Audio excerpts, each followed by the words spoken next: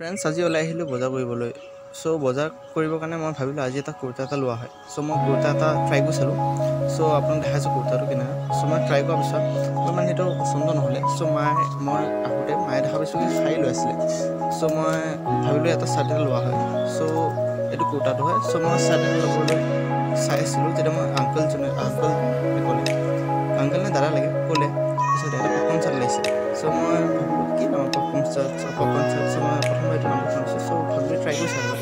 চ' মই এইটো পিন্ধিবলৈ ট্ৰাই কৰিছোঁ আৰু ৰিয়েলি ফ্ৰেণ্ডছ আপুনি সঁচাকৈ কৈছোঁ এইটো চাৰ্টটো বহুত আৰাম লাগে আৰু বহুত কমফৰ্টেবল হয়। চ' আমি এইখিনি কৰাৰ পিছত আমি বাহিৰলৈ আহিলোঁ। চ' তেতিয়া মোৰ মা মনত পৰিলে কি মোৰ ববাক মোৰ কাৰণে এটা স্পেচিয়েল গিফ্ট এক্সপ্ৰেছ গিফ্ট দিছিলোঁ। চ' আমি আৰু গ'লোঁ এই ছেইম জেগাত গৈ কেনে দোকানৰ পৰা আহিলোঁ। চ' আজি কাম আছিলে মানে। চ' friends happy Durga Puja to all of U. আৰু শাড়ীটো কালাৰ আছিল গ্ৰীণ। চ' আপোনাৰ মোৰ পিছত এই শাড়ীটোৰ ৰং আপোনাৰ মই পঠাই দিম ফটোটো।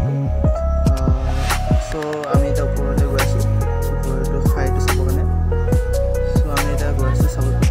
সেইটো হয় এই শাড়ীটোৰ ৰং। চ' জনাব মই কেনে লাগিছে কমেণ্টত শাড়ীটো।